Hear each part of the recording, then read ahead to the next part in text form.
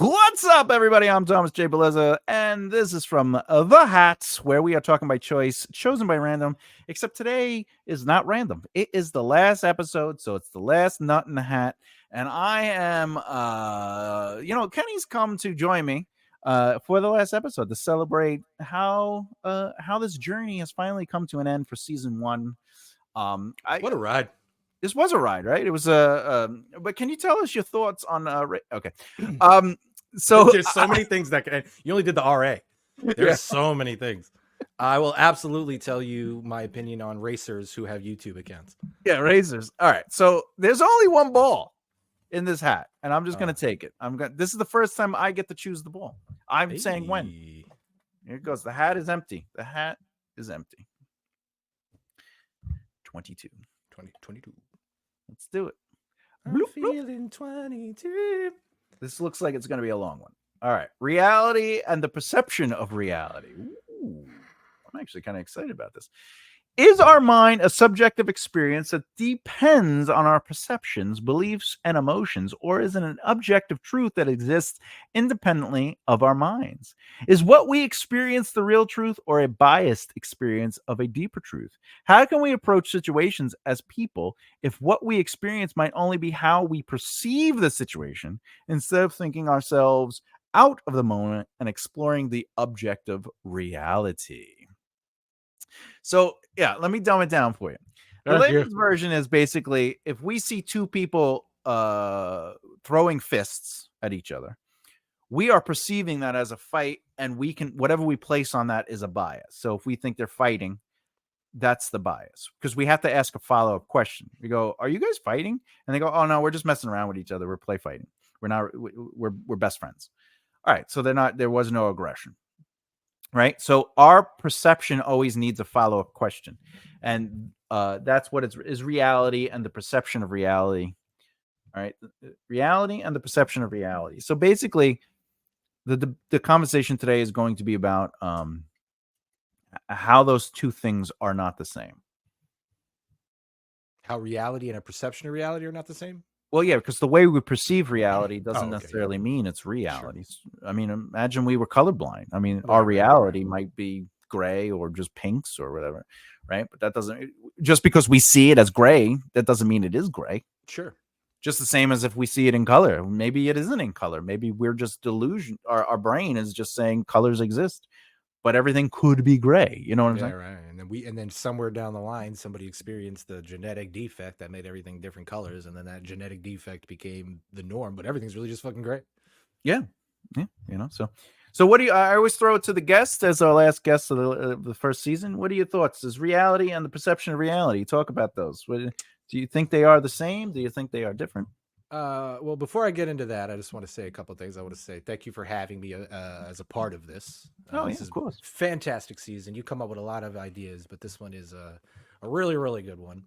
Thank you. I'm also interested to see all the other episodes that you've put out, only because we seem to land on reality a lot, you and I. Or semantics, or questioning if truth is something. You know what I mean? Like, so. But to get to what we're talking about today, and it's a little ironic given what we've been talking about in prior episodes, but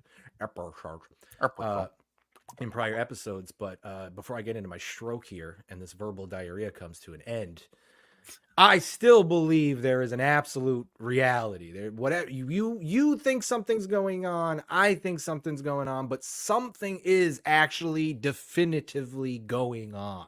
There is a reality beyond our perception of reality. And if we are, I almost feel like we can only get so close to it because of perception. Correct. So even if there is an absolute reality, there's going to be so many factors into how you're taking it and how I'm taking it in that we'll probably never, ever truly perceive that reality for what it is, only what we see it as. However, there are objective truths. For example, 1 + 1 will always be 2, because if there are two objects next to each other, there are 2, right? Like, even if we didn't, you know what I'm saying? Like, absolutely. That is one. You're right. That I have a sister who thinks if you take one cake and split it in half, you now have 2 cakes. No, you have 2 halves of a cake. Of one cake. Yeah. No. Now, when you cut a cake in half, according to my sister, love her to death, you have 2 cakes now. Here's something that'll blow your mind. You can take the same amount of ingredients to make 1 cake and place them into 2 smaller functional cake cases and now make 2 cakes. Then now you have 2 cakes. But she believes if you take one whole something and split it into 2, you now have 2 of it. Yeah, tell her to say that to a human to my being. niece. Yeah, that's literally I said. It's okay. I said, go cut my niece in half. Yeah, where you have 2 children. That's it's exactly the same. You're taking a single item and cutting in half. I mean, but I love her to death. But this is also the same person who couldn't think of the name of the river in Colorado. You mean the Colorado River? Yeah, escaped her. Where is that? That is, I believe it's somewhere in Utah. Last I checked. Oh, is that near or far from the Mississippi? I'm pretty sure it's somewhere southeast west. All right. Like if you make a right left here, you will wind up at the Colorado River in Utah. You'll wind up on the top of the bottom pile? Correct. That's right. Great Lakes. Let me tell you. No, all right. So fuck, dude. I can't drink when I'm on this show with you. I've come to learn that. So one of the things, the reason this is on there is because I got into a discussion with somebody that was saying that they were it doesn't matter if they're a guy or girl. I don't think that's important. Doesn't matter if their name's DJ, JD. Yeah, it doesn't matter. Yeah, it doesn't matter. You know, none of that matters, guys. Who cares if their name was Chrissy? No, all right. So they was saying that like their argument was when they were discussing it with their relationship partner that they were doing something to them that was upsetting them. And I had said, because they were talking to me about it, and I had said, yeah, but what you're perceiving is not reality. It's your perception of reality. You think they are doing something to you. And this turned into mansplaining, where they were like, well, you know, me being at work, I went to college to do this thing, and they're talking down to me. And I said, well, did you ask a follow-up question? You're like, what would I have to ask? Well, you felt they are mansplaining to you. And that is a truth for you, for your perception. But that doesn't mean they are mansplaining to you. Right? And they're like, yeah, but shouldn't they know that I know this stuff? And I go, no, because they don't know. They don't have enough information. But you need to follow up and say, hey, do you think I don't know this stuff? Right, exactly. Or even just, I mean, as rude as it would be, stop them mid-sentence and go, I already know that. Save your breath. Which is, yeah, that's also like, oh, yes, I know this stuff. Yeah. But more importantly, what if they're telling you because they want to make sure that you're on the same page with the same information? If I'm telling you A, B, and C, and then you stop and go, I already know this. Well, okay, now I know that we're on the same page. And if they go, how do you look at A, B, and C? And you go, why are you asking me that? And it's like, because I just want to verify. It's not me talking down to you. I need to verify information that we're on the same page. It is not a down talk. Now, if they go, look, I have no faith in you being capable of knowing this stuff. Yeah, so then you can. Now I have to test you. Yeah. Yeah. Okay. Do you know what I'm saying? Because there's not enough information. Yeah. To define behavior if it is only through the lens of perception. That was about to be my next question. Had you not ended your thought on that, was just going to say like, yeah, but okay. So like same kind of thing is like, you know, you have a partner who takes your sarcasm as negative talking down when really it's just lighthearted. It's easier for you to say it that way than to just go, you know, you'd rather put a snarky tone on it. Really? And it's a defense mechanism. Oh yeah. But it's never for a negative result. Yeah. But if I'm perceiving that sarcasm as negative, but it's not, but on the other hand, that person, it is real though for you. Sure. But then on the other hand, that person comes out and goes, no, you're dumb. I'm doing this to make you feel dumb. You should feel dumb. They're verifying it. Yeah. Right. And kind of what you're speaking to, if somebody's saying, I don't trust you enough to get here on your own, then yes, then you have cause for your... Yeah, they verified it. Right, exactly. But to just think that they're doing it because they think, they automatically assume you don't know. You need follow-up questions. It's the same reason if you see somebody on the sidewalk and you lock your door, you're locking the door based on biased understanding of your perception. Very true. You think they are a danger, right? And the reality is you don't know they're a danger. Now, does that mean you shouldn't lock the door? No, maybe you want to feel safe and you're not taking a risk, but it is still based on a biased understanding of your perception. Sure. And I think that's what makes reality and the perception of reality so difficult for people is we take things to heart, but we forget that we're allowed to ask follow-up questions. And I like to debate, and I also like to dissect, and I also like to clarify. So if I'm in a conversation with somebody, I'll get into deeper, more micro explorations or inquisitive deep dives into their behavior because I want to understand where it's coming from so I could understand their behavior, and I can understand maybe this is just me feeling like they are lying to me, or maybe it's me feeling like they're not, if you say you're going to do something and then you don't do it, but then you're like, I did it. I need to understand that because I'm not going to just accept the, because if I'm seeing it not done after you said, I will do it and I have done it, but it is, I can't see that it's done. Maybe there's something that I'm not perceiving correctly. So I have to ask follow-up questions. Well, now let me ask you this. As important as you're trying to make follow-up questions, now going back to your example of they might just be double checking that you're on the same page. Correct. What is the scenario? Okay, so you come to me and you go, I need you to put together this bicycle. And I go, okay, I know how to, I need you to put together this bicycle. Do you know how to put together this bicycle? And I go, yes, I do know how to put together this bicycle. But then you still explain to me how to put together the bicycle. Well, that means I didn't listen to you. But isn't that sort of like saying when you're saying, I'm just trying to make sure I'm on the same page, No. What I'm saying is I come to you and I say, can you put this bicycle together? And you go, yes. And then I go, can you have it done by Friday? And you say, yes. And I go, all right, do you need any help? Or do you need me to explain anything to you? And you say, no, I got this. Then I come back Friday and the bicycle's not together.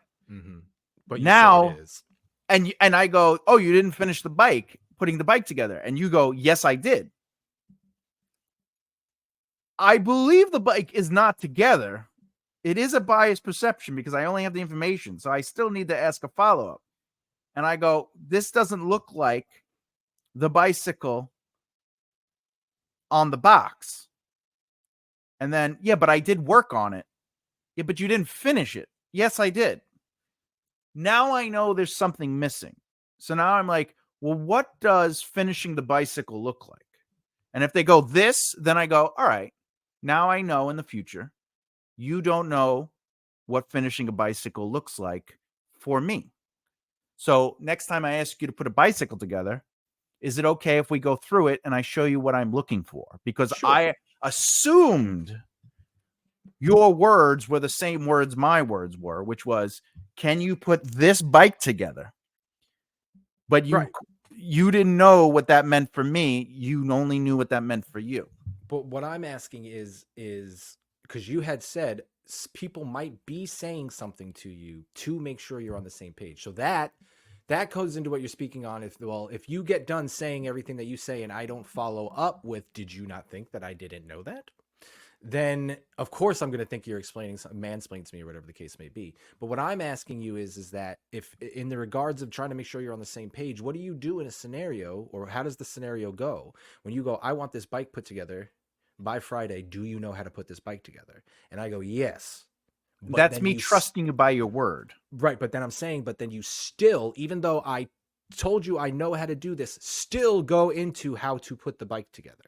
All right. That would be, you're not listening to the person then. If they said, yes, I know how.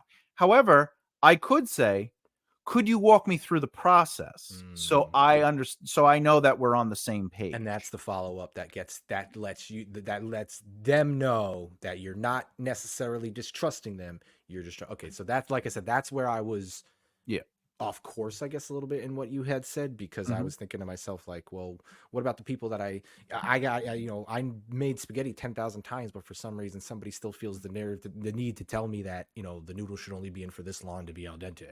You know what I mean? Like, it's like, okay, I know that. But again, that might be their variation of al dente. Right. And that's why you need to go, well, how do you like your al dente? And because this is how I like my al dente. But then what I'm saying is that I've already now not conformed, but I've taken into consideration that al dente to them is 8 minutes. Al dente to me is like 9 minutes, we'll say. You know what I mean? But I've been doing it at 8 minutes for this amount of time, but that person still comes to me and says, make sure it's on for 8 minutes. What is that? What I would say to that person is, listen, I don't mind cooking dinner for us. But when it comes to the macaroni, because you like it a very specific way, I think you should just cook macaroni. Yeah, no, I would do the same thing. Because ultimately, like, I don't care but I want it to be good for you. And I know I can't make it good for you because I keep forgetting that it has to be at 8 minutes because you keep reminding me. Yeah, and this kind of goes into like what we were talking about earlier, is people look at us insane when we say we're not doing something out of spite. Yeah, we're not doing something out of spite. We're not doing it so that we don't upset you, because it saves both of our emotions in the long run. You know what I mean? So instead of you coming to me and upsetting me with not trusting me that I know that al dente for you is 8 minutes, why don't you just go ahead and make your own pasta from now on? And they would just go, well, you're being spiteful. And I go, no, I'm just saving us both the headache. Well, no, I would ask them to cook the pasta for us. Oh. And I'm okay with however you cook it. Because it doesn't matter to me. But apparently I keep messing it up, and you have to keep informing me of your specific need for it. Oh, and this is a complete hypothetical. This isn't isn't one of those veiled things. I'm an abusive boyfriend at home. But but what I'm saying, but then even to go even further is like, we already know that both of us in our mind, we're like, well, why don't you just fucking do it so that? But what if like you do it every time, and every time they're like, this is fucking great. You're laughing because you think this happens in my household, but it doesn't. What? Oh, the thing you're gonna have to edit out. Yeah, that's so funny that we were just talking about how you don't edit anything, and now you literally have to. No. You have to, but I promise you. I'll just put a beep on there. Oh, it's still editing. It's still more than you would do to the other videos. Correct. My life. I can't do another season now. They say I like 8 minutes is al dente to me. You do it 8 minutes every single time. Every single time they go, this was fucking delicious. But every single time they still feel remember it's 8 minutes. Now that would just be insanity and manic. They're not listening to you at that point. They don't even give a fuck. No, they might give a fuck. You don't know. You need a follow-up question. It might be. Do you give a fuck? I guess. But then, okay. So what do I do if you? What does someone do? Because I mean, I'm gonna a lot of. What do I do with my? I mean, randomly. Two people. A lot of the shit we talk about winds up swaying the way I actually behave in real life sometimes. Yeah, I get it. So what do I do in the sense of like? You're supposed to understand your boundaries, buddy. No, I understand that, but like, what do I do when I kind of forgot what we were talking about? I know it's 8 minutes al dente spaghetti, but it's that person if they says it's great, telling you, 8 minutes. Remember 8 minutes. There's a couple of things you could do. The first one is, why don't we just write it down on the cook sheet that's behind the first cabinet door, which is where it says how long to cook the hamburgers for, how long, because I have one of those, right? Because I've learned what I like. Sure. And when I'm cooking macaroni for us, I'll look at the 8 minutes. It'll say your name, 8 minutes. Is this okay for you? Right? Because I have the list already for myself. And if they say, yeah, then great. Now, if they continue to do it, you have to say, listen, I don't know why you keep reminding me. So I need to understand that, because for me, emotionally, it's making me feel like you don't trust me or that I'm unable to remember things, or whatever the case may be. And I know you're not doing that on purpose, but I don't understand this feeling in me. And I just need to recognize, we need to have a discussion about why you keep telling me 8 minutes. And then whatever their answer is, you got to have empathy and discuss it. Now, as an example, if someone says, I wish you would clean the dishes more, and I go, okay, no problem. And then I'm cleaning the dishes and they go, that's not how you clean the dishes. Then I would say, listen, I'm not going to clean the dishes when you're around anymore, but I'm happy to continue cleaning the dishes. But I'm not going to clean the dishes like you want them cleaned, because you're not asking me to clean the dishes. You're telling me to be you, and I'm not you, and I can't be you. So now, okay, let me just interject real quick. Yeah. So now, what if the reasoning? So whatever the reasoning behind why they don't think you're cleaning the dishes to their standards. So now, if you're like, what if really? Because to me, little tiny dried on specks of egg on the spatula, I don't give a fuck. If the fork it's not clean, but to me, I don't give a fuck. I've never used that spatula again and gotten sick. But right. So now you have to care a little bit. A little bit, but don't you have to care a little bit? But all you're saying is I'll still wash the dishes to lesser of your standard. No. Technique of cleaning versus is it clean are not the same discussion. So, wait, hold on. In your scenario, right, okay, but in your scenario, everything's still getting clean. It's still clean. It's the method about which you are going. Correct. Okay, but so there's no room for my opinion anymore. Well, your opinion is you don't care if it's clean or not. So this is how I would approach this. I have an issue. If it's sanitary. It would not be sanitary in that situation. If I worked in a restaurant. Fuck you. Good. Okay, cool. By the fucking government standard, because fucking for some reason people think a tiny little piece of egg on a fork is going to make them sick. You can't do that. Guess what? I live it. I live it. It doesn't even have to be tiny, Thomas. I've left whole entire chunks of fucking meat on a spatula and reused it and never gotten sick. I don't think that's fun. It's all right, but if it doesn't matter to you, I now have to make sure it's to their standard. But what if she doesn't? Then the dishes don't get done. Look, I have OCD, and I need everything arranged, basically like Sleeping with the Enemy, where like everything has to be faced. Yep. So whenever we go food shopping, I go, I'll put it away. Whenever the dishes are done, I go, look, let me put the dishes away. Right? Because it's not their burden. I need it so it doesn't mess with me. It's my the way that you do it doesn't necessarily, they don't give a fuck about it. They don't care. Now, if they were like, no, I want, but if they're like, no, I need it like this, then I go, all right, then you have to put it away and I have to ignore it. Because if I don't, it messes with me. All right, now I understand. Right. So for example, the towels, I like towels folded one way and they like folded another way. Now, if you ask me to fold your towels and I fold it the way I normally fold it, and then you yell at me for doing it wrong. Right, that's on you. It's not wrong. It's just not your way, and you never. Yeah, then I have to say, then don't ask me to do your towels. Okay. Now let me ask you this. So you're saying there is no room for you to do their towels the way, like, what if you have 6 towels, right? You wouldn't do 3 their way, 3 your way? No, what I'm saying is, if I remember to do it your way, great. If I don't, great. I did your towels. No, yeah, okay. Yeah, no, that's you asked me to fold your towels. I did the deed. Therefore, how I did the deed is the thing you're upset with. But now I'm asking you, if they tell you, okay, I need my towels folded this way, instead of just doing 3 your way and 3 their way, you'd go, no, I will not fold my 3 towels. Really? Because there's a chance that I might not do it the way you want it, because there is a bias in your approach, meaning like, you might fold it perfectly to the corners. And because a corner is, it's the same thing with the spoons. If one spoon is this way and the other's that way, it's going to ruin it, right? And it's like, but you asked me to just put the spoons away. Yeah, but you didn't perfectly line them up and put it. And I go, well, you don't put them in there how I like, but I don't care. But now if they follow up and go, as long as you get somewhat close, the way you do it is just so off-putting to me. It affects how I grab it. It affects how I'm able to. If you do it this way, why do you need me to do the towels? You're an interesting guy. Well, it's just communication. I don't mind if you ask me to do something, I will do it. Why? Okay, so why? But if you don't like how I did it, instead of just doing it, for them, because why not just do it? Why not do it? Because that's, if they're saying, listen, okay, so you fold, you roll, I fold, okay?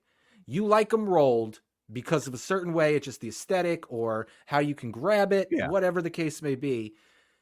And I say to you, okay, I've seen you roll. It's not exactly how I would do it, but it is, you know, close, and I'll accept it.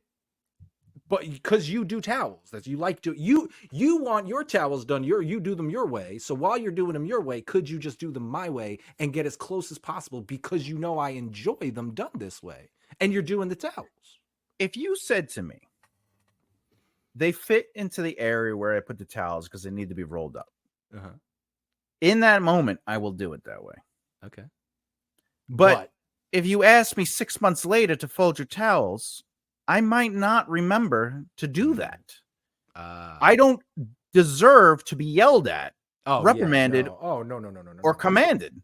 So now what if they come to you respectfully and they're like, oh, you forgot that I like them this way. And then I go, oh, my bad. And then they go, okay, no problem. You then make a conscious effort to roll them. Yeah. Like if it's my job to fold her towels, and they have to be a certain way, I'm going to do it a certain way. Oh, okay. What I'm saying is someone that tells you, can you sweep? And then they come back and they're looking at the corners. Oh yeah, sure. Absolutely. And they're like, oh, you didn't sweep good today. Then for a moment, it just seems like you throw down for a moment there. But then even then you said, like, so then they come in and they show you how they want to sweep, but it's different than how you get it done, but it's still how it gets done. Then you said, okay, well, you have to sweep. But because you need it swept a certain way.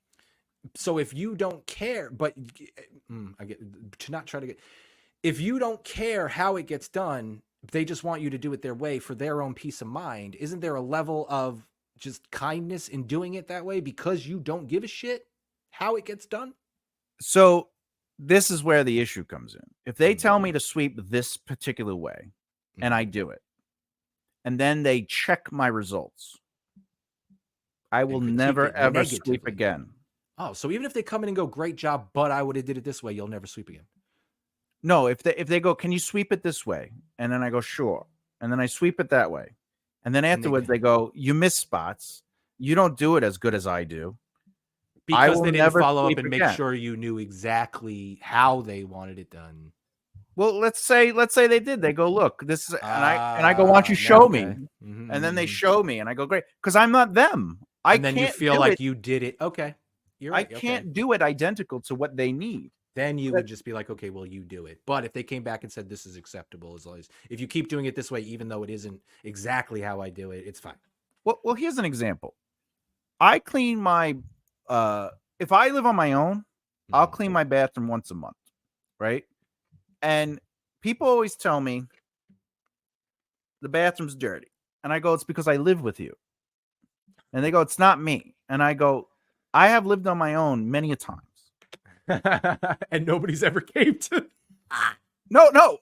I've never had orange gook on the walls and the tub. Yeah. Hair everywhere. I thought you were going to say, and nobody's never had empty bottles in the shower. Yeah. You know, I didn't have soap melting down the side of the soap. Right. I've never had that. So it can't be me because I clean while I live. So if a bottle is empty, I take it out, right? What do I do? If I see soap on the wall, I squirt it down before I leave the shower.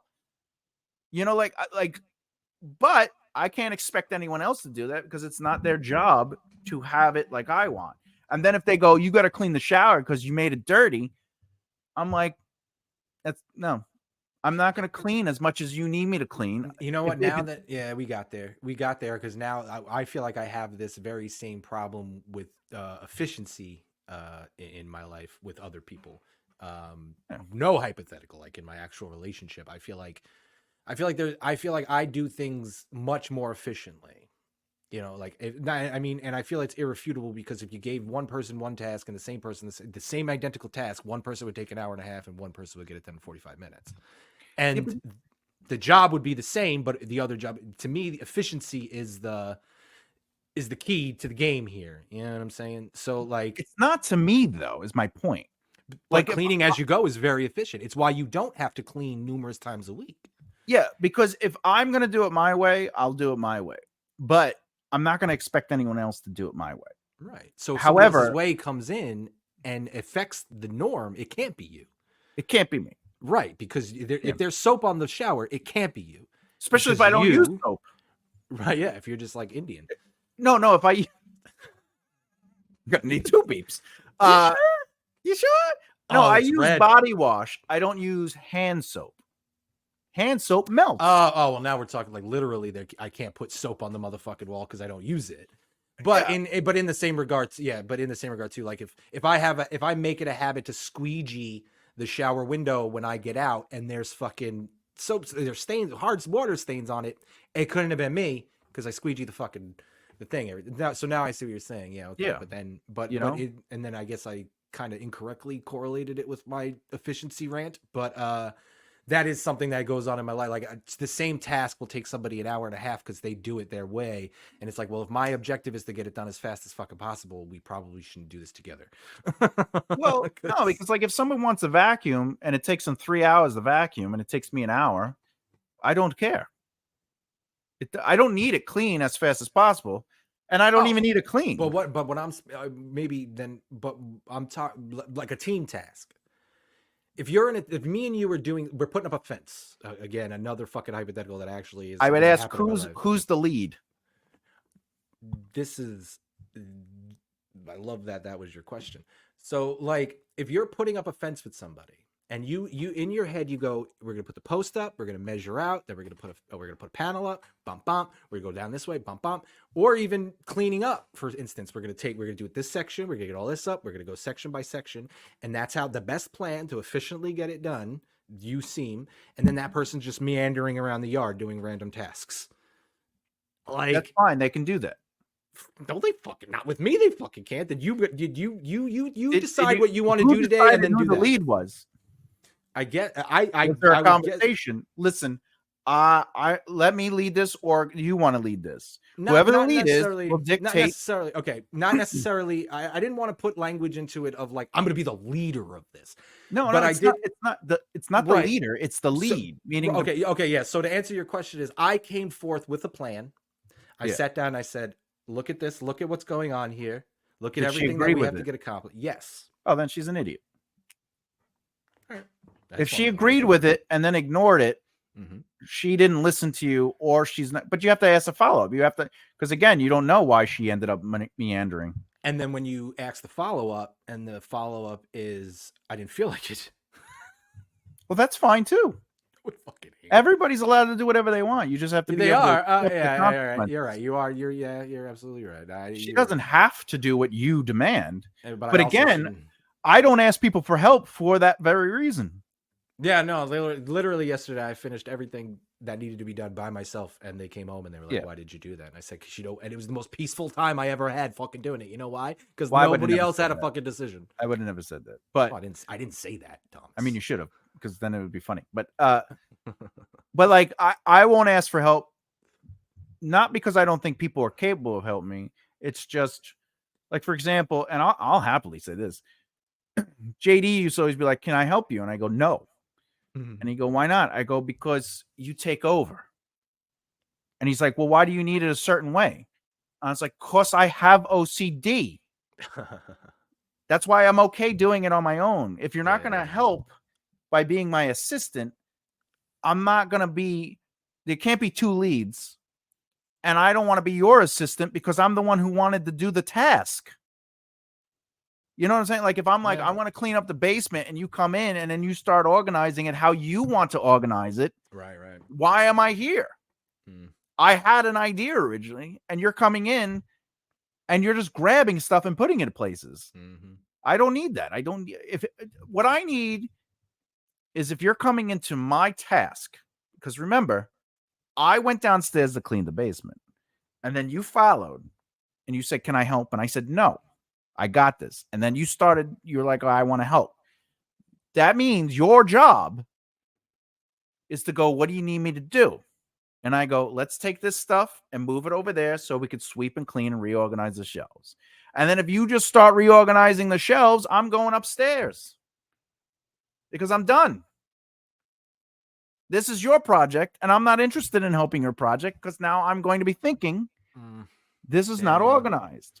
That's so like, oh God, and that's so I guess relevant to shit that I experience. Yeah, you're absolutely right. I would just rather, not only that, but people want, like, even when you tell someone they want to interject just because that's who they are, they can't possibly fathom that I want to do this on my own. You know what I mean? Like, I grew up, Kenny, around business owners. Okay. My grandparents, my uncles, my dad, everybody, my brothers, right? Well, my brother. And there's always going to be an expert, which is the lead. All right. And if my brother asks me to help him with his car, because he's a mechanic and the guy has degrees and certifications, there's nothing I can offer that man with him asking me to help him. My job is to go, what do you need? Right. He's going to go, hold this flashlight. Go get me this tool. Go under the car and hold the thing here. And my job is to say, okay, unless I'm uncomfortable with something or I don't know what tool that is. You know what I'm saying? Like, I got to ask follow-ups. You're the expert. And while I'm watching, my job isn't to go, there's a better way to do this. Unless he says, I don't know what to do here. I'm having trouble. Do you have any ideas? Because he's the expert. Right. Yeah. There was this time where, and I'm happy to say it, but JD and I were doing a podcast together, right? And what he would do is he'd go downstairs. He'd set up his computer, his microphone, his chair, his wire, his camera.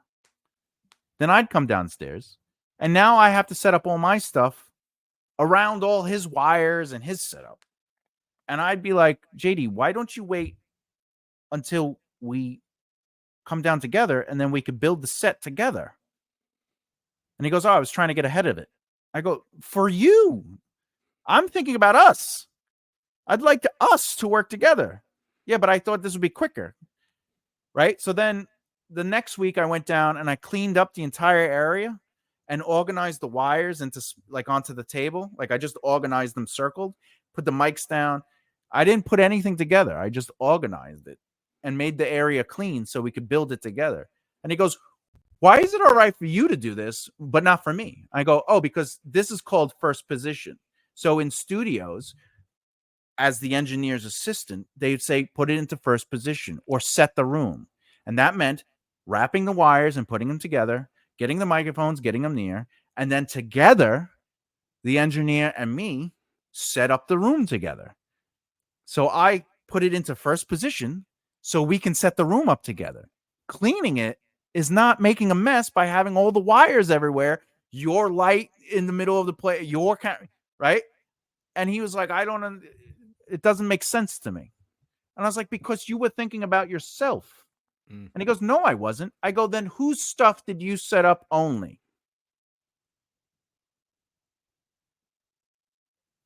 His. I legit thought you froze. I didn't know you were waiting for me to say something. I was waiting for him to say something. Oh, okay.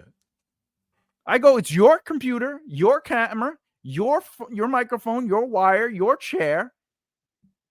And you even set everything up. So what I did for that episode, if you watch it on the I Don't Make This Stuff Up episode, you'll see like all the cameras are on him because I even set up my camera on him. And then I just made him like really big the whole time. So it was like this the whole time. And he was getting pissed off. I'm like, yeah, but that's what you want. It's the JD show. It's all about making sure your stuff is ready. He's like, it's not about my stuff. Then why did you put your stuff first? He goes, I was trying to get ahead of the game. I go, but we had to move everything around and take stuff down and reorganize it. Yeah, so that's wild. If you hindered it, not only did you not help, you hindered it. Yeah. But also too, making him gigantic is spiteful and leads me to believe. Well, he knew you did put that spoon the opposite way just to fuck with them. No, I was very vocal with it. I said, what is this, the JD game? What is it, the JD show? Like, I don't understand. Like, why are you doing this? Right. Like, I'm not having fun. But he genuinely thought he was helping. Yeah, he had the perception of reality. Yeah, the perception of reality. But every follow-up question I did confirmed my perception of the reality to be true. As far as because I kept the perception of reality that he was out for himself, or the perception of reality. Yeah, that and everything. Because I kept asking because that's all I do. I ask follow-up questions. Why did you do this? Well, to help it out. How's this helping us out if I have to reorganize everything? How's this helping us out? He goes, well, you want it a certain way. I go, I don't want to be tripping over wires. So if he had turned around to you and said, well, then what if he had turned around and said, okay, well, then I'll set up my way, my stuff, and then you set up, if you want it done a specific way, why don't you go ahead and do it? Well, it wasn't about a specific way. I said to him, we should be putting it together because we're a team. And if he still, so if he did what he did while you were in the room, then we could have did it together, and his setup would have been fine because we could have did it step by step. Yeah, because if you put all the wires and they're all hanging everywhere and the light is on and it's black, right? And like his camera is setting up, like you can't get around all that stuff. Mm-hmm. You have to start from the furthest point and then come back.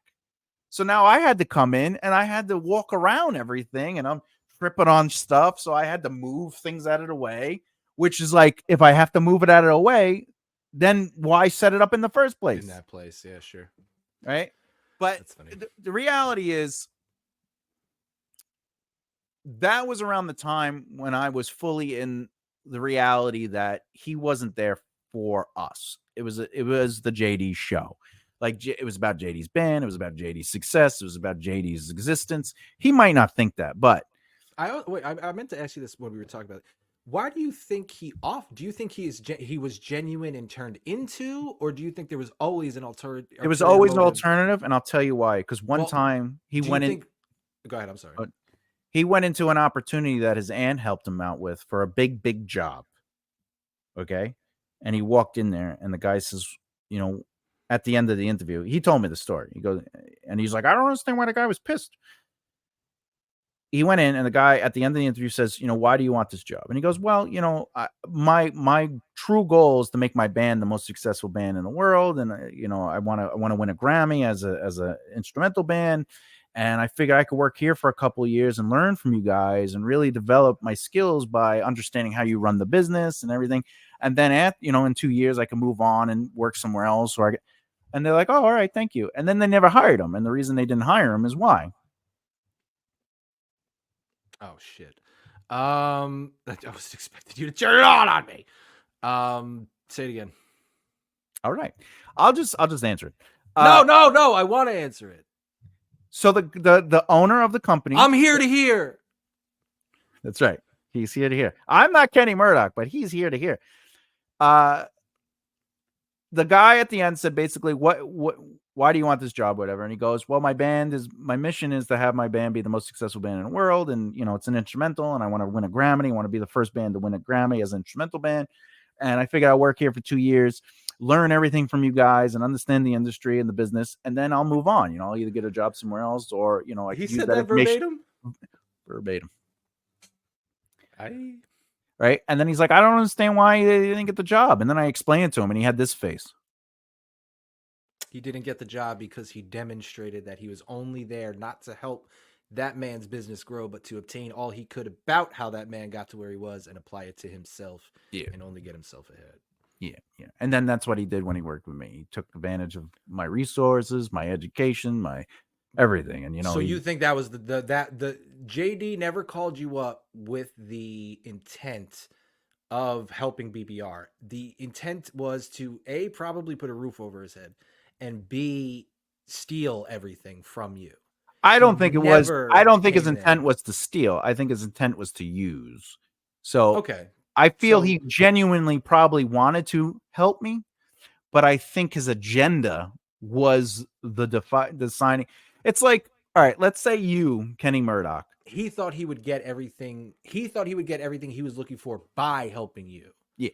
So he looked like he was going to help BBR solely, but his intention was what he thought helping BBR would ultimately just have put him further. Yeah.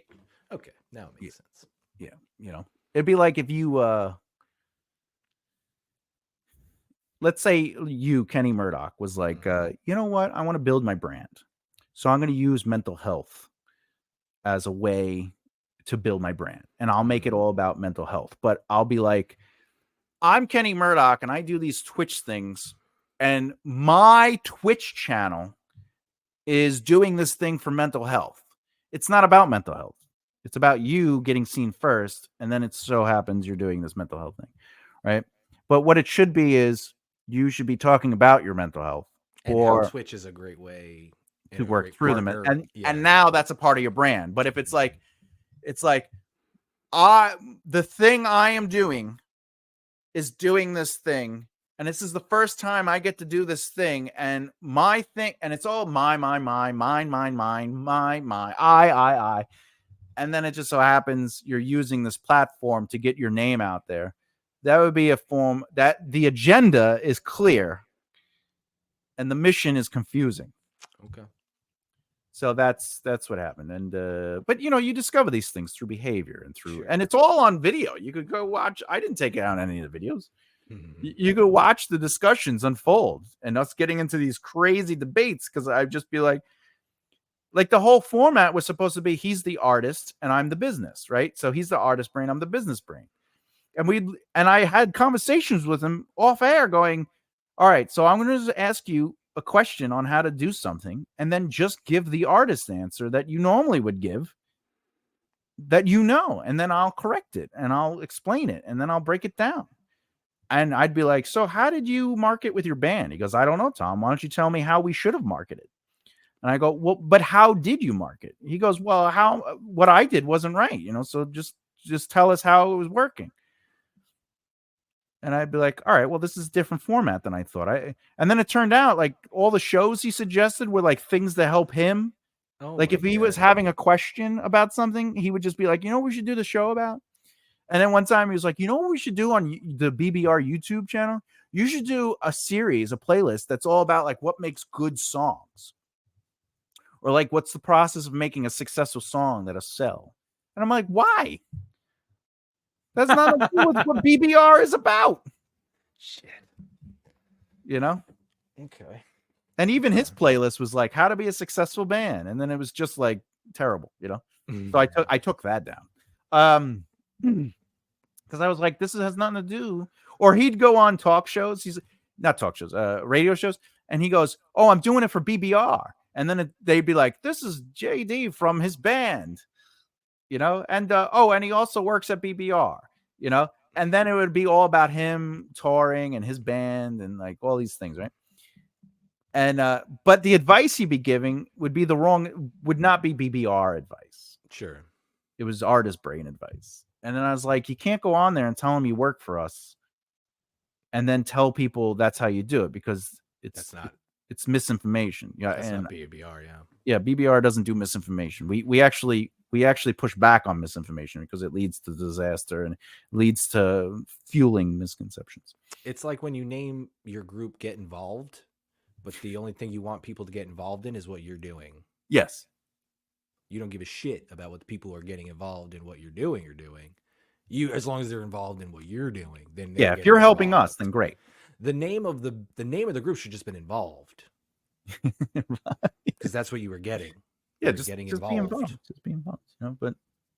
But he's doing his thing, and none of the market. Yeah. It's like all the success there. No. Actually, that's not fair. Mike Keegan has apparently reached both a weight and a height of success to where he doesn't have to deal with the unfunny assholes anymore. So hey, Governor's Radio.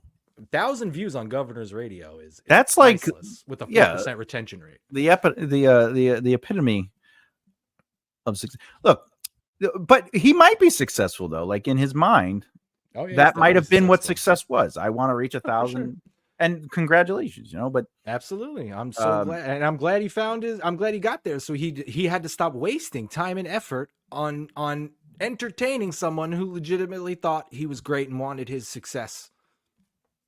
That very success he reached, he then used it and turned around and spat in the face of somebody who the whole time wanted him to obtain to reach that, and thought he also wanted that for me as well, but apparently never did. Liked all my statuses. Was this heavy on your mind? Was this something, a weight you were trying to get off your shoulders? It was, and then I popped it with a fucking needle. What was the joke you said where it was like he lost all his humor because he lost the weight or whatever? Nah, it was he had posted, and again, this is perception. He had posted about something. It was either Pete Rose in baseball, steroids in baseball, something cheating. It was about cheating, and I went, oh, that's funny because I think weight loss surgery is cheating. Oh, I don't remember verbatim what I said. I know I set it up a little. I know why he's upset. Then I get it. Well, I guess, but at the same time too, and this is what I said to him too when he had brought it up. I had said to him, I said, if you don't think that's funny, that's fine. Or if you think it was out of pocket and out of line, that's fine. Yeah. I even went as far as to say I misconstrued the boundaries of this relationship. I thought I could say something like that. That's why there needs to be a follow-up question.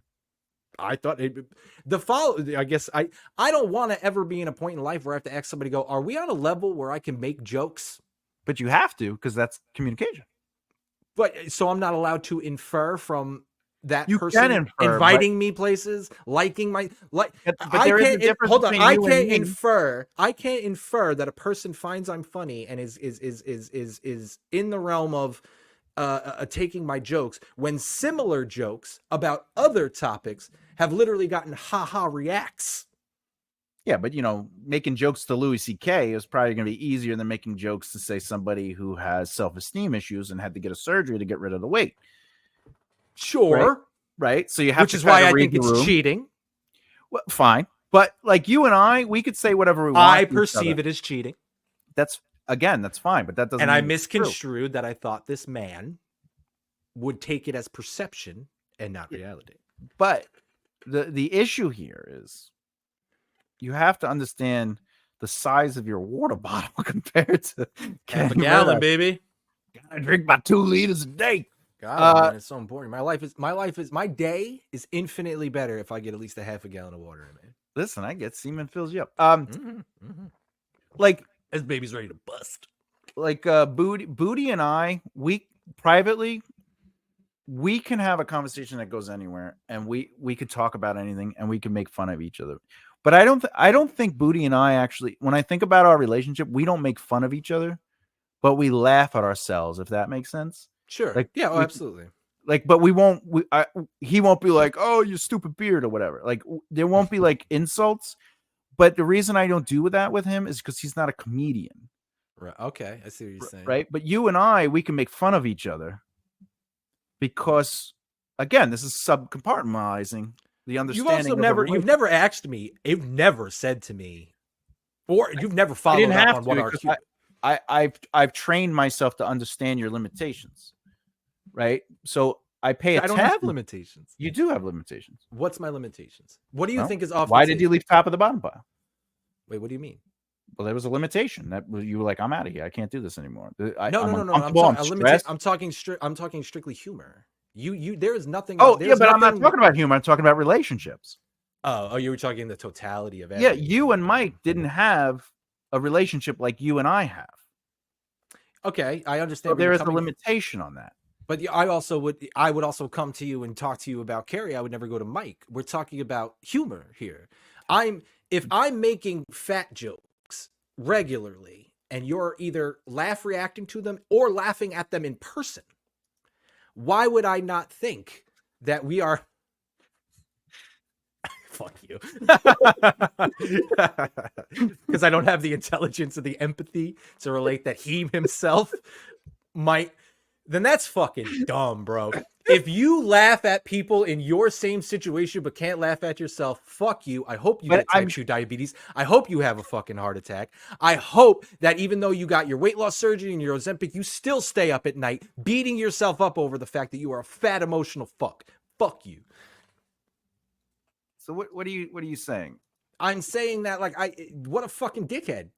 I'm going to laugh at somebody in the same fucking situation. But then when that situation is turned around on me with somebody, fuck you. And that's fuck. Then why the fuck do I have to have empathy for a motherfucker who don't have empathy? That's fucking dumb as fuck. Well, because we're supposed to be the better version of what we experience in others, right? We're supposed to be the thing we want to experience in others. If you want people to be kinder to you, we have to be kinder to ourselves and others. But he's not kind. He's not a kind person. I've never seen Mike kind. He can be kind. I'm on your side with the fact that like he kind of went overboard. He responded emotionally, but I also don't think you went overboard because you perceived your reality of that relationship. You didn't know the limitations.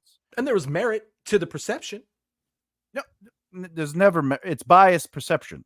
Yeah, I guess. Yeah, it's biased because you don't hang out with Mike. Right, you see, I just figure, I figure since I see him make dark jokes, and I figure since he reacts or laughs at that which again I'm going on record to say wrong. Oh, well, I'm going on record to say fuck that. If that's how you operate as a human being, you're fucking stupid and dumb. But you also have to remember, we don't know what he was feeling in that moment, just like we don't know what you were feeling in that moment, right? So as a collective, there is timing also, you know, like. But when I was dying of cancer, I didn't find cancer humor irresponsible. I wasn't like, you know, I wanted to laugh, right? But again, not everybody knows me like that enough to tell those jokes. However, I was walking down the street wearing my F Cancer shirt with Deadpool, and somebody told me that they were going to beat me up if I didn't take that shirt off because I'm completely insensitive, but I had just beat cancer. I just beat cancer, and I just started being able to walk around the neighborhood again. I was trying to get my steps in, and I was just like, and I got angry because I was like, why are you going to beat me up because I have this? Well, you're insensitive to people who have cancer. I go, I'm the one, you know. So like, but in that moment, I had to find empathy and be like, well, this person doesn't know. So I was like, I don't even care about discussing it though with them. So I was like, you're right. But I'm not going to walk around naked, so I'll wait till I get back home. And they're like, thank you. You know, and they walked off victorious, but I also was victorious because I'm never going to see this guy again. I think a big thing for me with doing stuff with you collaboratively is you make me challenge myself so much. And like, even in this discussion here, like Kenny Murdock Corp, if you were to come to one of my Twitch streams and hang out, which I have, we are you coming into my Twitch streams under a name I wouldn't recognize and interacting I watch with them me afterwards, so I guess all right. Yeah. I do watch them though. Cool, thank you. If you're in that stream, like, we tell dark jokes, I tell dark jokes, but I also let people know that that's the space I'm trying to create. Oh, you communicate it. Yes. Oh. And if anybody were to come in here and say, hey, I'm put off by what you just said, that would make me in turn around and go, maybe this ain't the space for you. Which is correct. Right. So I respect you for that. You know, I mean, I said it in an earlier podcast. I have trauma with molestation. I have trouble. Oh, you don't like to play around with molestation? Sure. Is it a touchy subject? Depends on how old I am. Yeah. 30 years ago? Yeah, apparently. 30 years ago, I was like, fuck this. I didn't have a choice in it 30 years ago. But 30 years later, no. You always have a choice, you know? I guess. I bite the pillow or tell somebody. Yeah. You were supposed to tap me on the shoulder, Uncle. Damn. But you know, so that happened to me when I was a kid.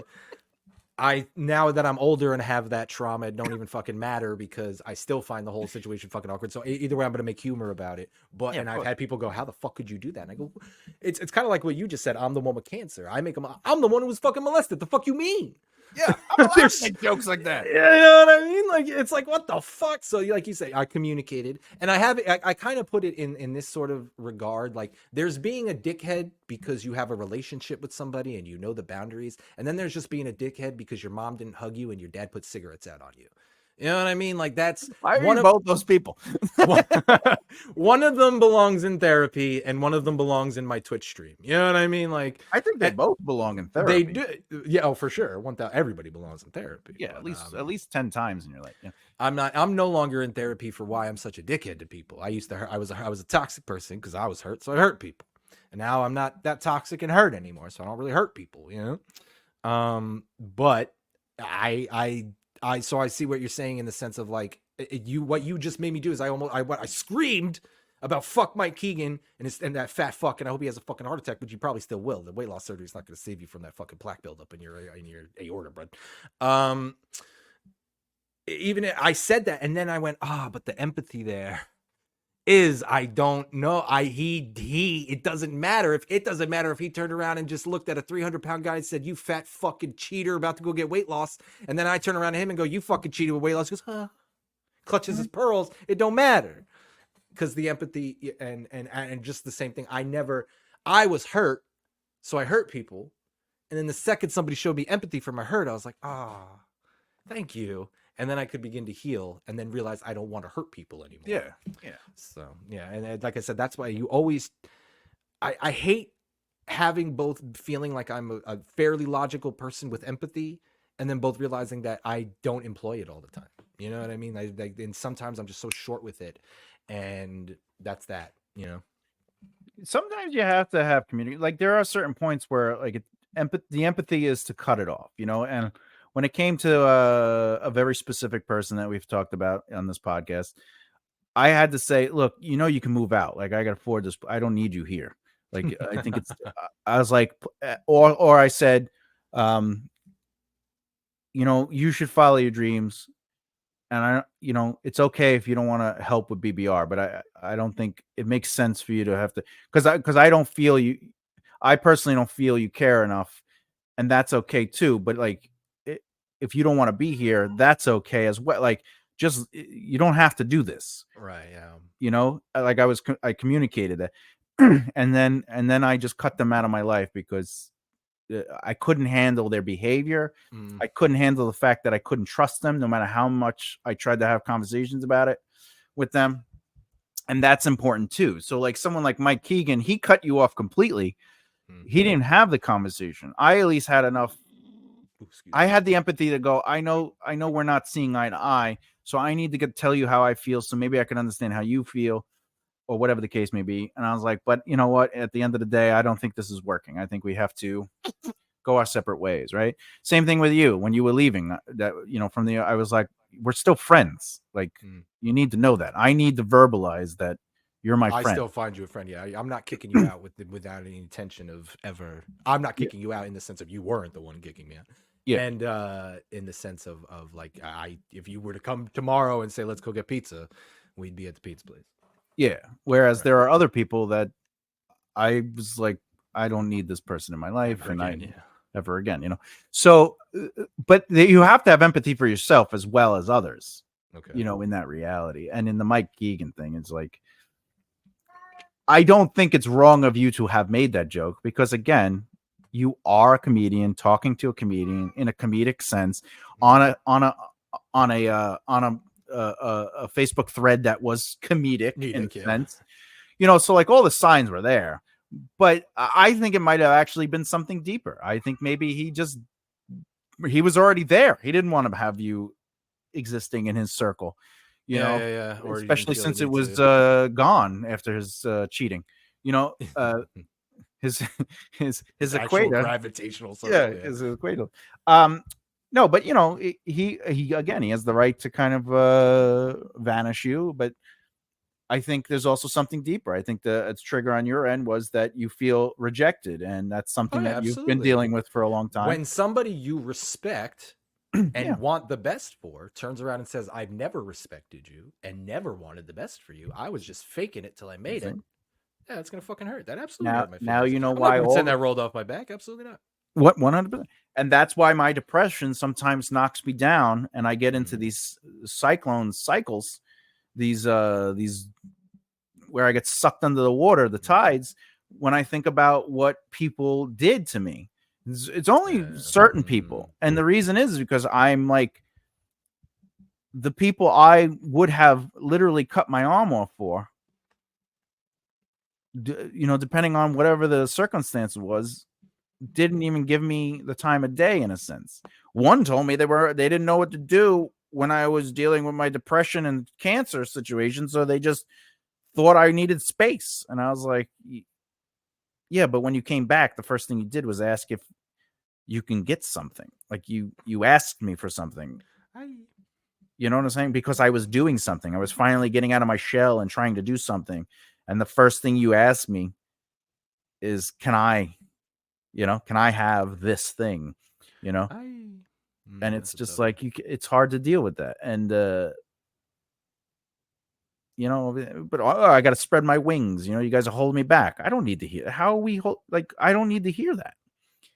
Oh, yeah. Oh, boy, even, or hey, you take away nobody thinks of me. They always think of you, and I hate that.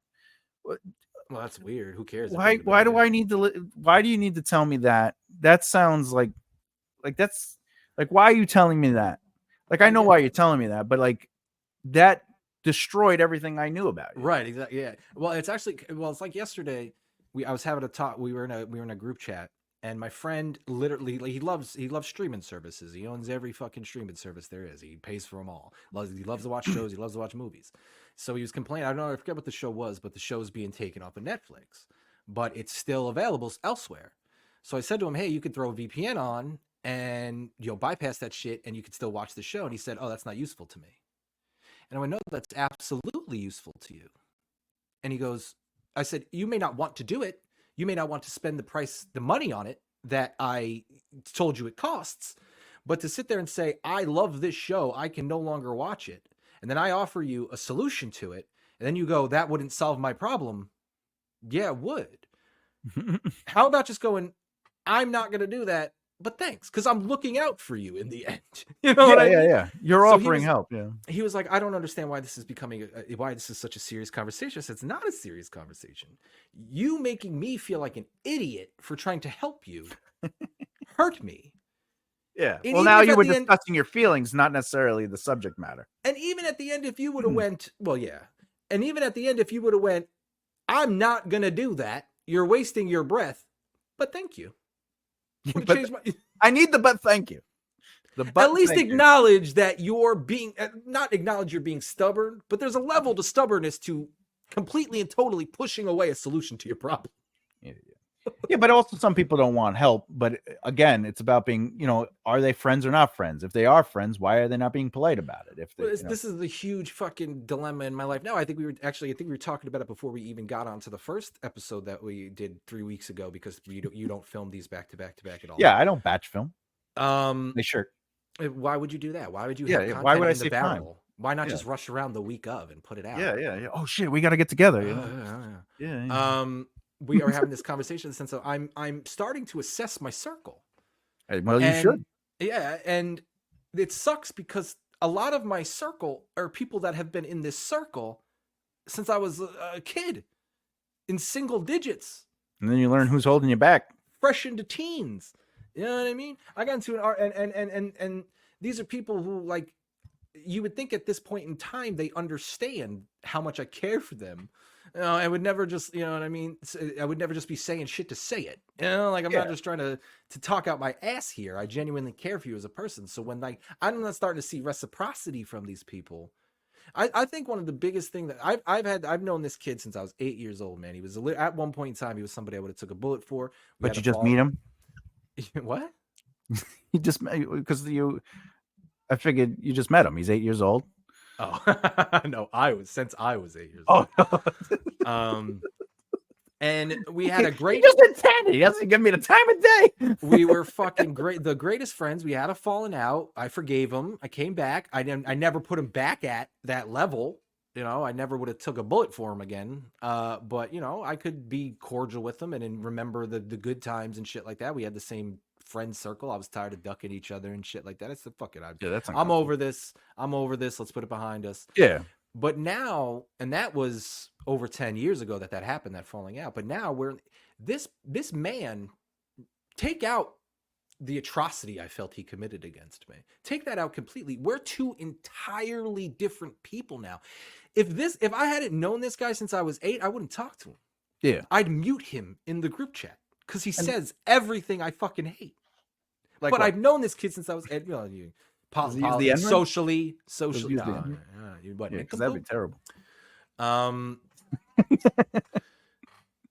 I wouldn't be friends with this person. So, but this is somebody I've been in my entire circle is kind of made up of people I wouldn't be fucking friends with if I wasn't friends with them since we were 15. And I'm starting to realize we're fucking 40 years old almost, bro. We're not going to get by on smoking blunts and talking about farts and dicks anymore. You know what I mean? Well, it's we're the same thing with family, right, Kenny?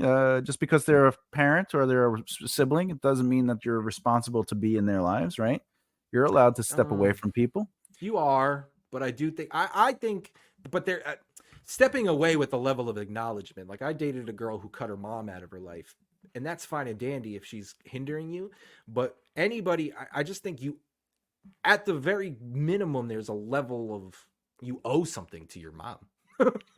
You're only here because she didn't toss herself down the stairs, shove a coat hanger up there. You're only here. You're only. Oh, she did, but it didn't work, huh? That would explain a lot. If they are, I do agree that you owe them enough to, they gave you life, but I don't think you owe them respect, your time and energy. No. Yeah, if they're draining you. I mean, like I stayed in my mom's life for a very long time until she died, right. But I reduced my time with her because, you know, when I got cancer, her response was, you know, don't think this isn't affecting me too. You know, I backed I backed the car up into a pole trying to leave because I'm nervous for you. So it was about her. And then I had my cancer surgery. I came over after I was able to walk around. And the first thing she said, I walked in through the gate. She goes, God, you got fat. And then I was like, Happy Mother's Day, which is why I came out. You know, and no, I don't need that. Yeah. I didn't need that. You know, I couldn't even talk to my father without her being on the phone or taking the phone from him because she had to listen to the conversation. And I don't need that. That's not healthy. Right. No, so, but also, if you have family members that, I don't know, are terrible people, criminals, or whatever the case is, you don't have to give them your time. True.